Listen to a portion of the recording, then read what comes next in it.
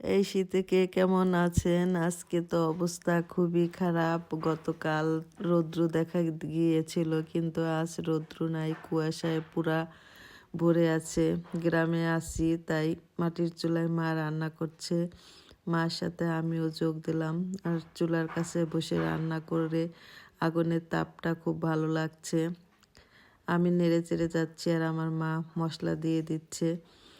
চুলার পাশে বসে থাকতে ভালোই লাগছে। শীত, অনেক শীত গ্রামে, তাও বাহিরে চুলায় রান্না করছি।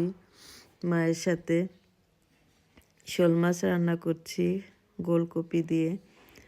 গ্রামের তরতাজা শাকসবজি, মাছ, দেশীয় মাছগুলা খেতে ভালোই লাগে। এরকম তরতাজা মাছ, তারপরে আবার মাটির চুলায় রান্না, অনেক মজা হয় খেতে। ধন্যবাদ সবাইকে। সবাই ভালো থাকবেন, সুস্থ থাকবেন, সবার জন্য শুভকামনা রইল।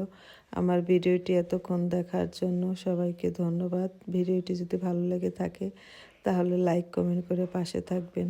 আল্লাহ হাফেজ।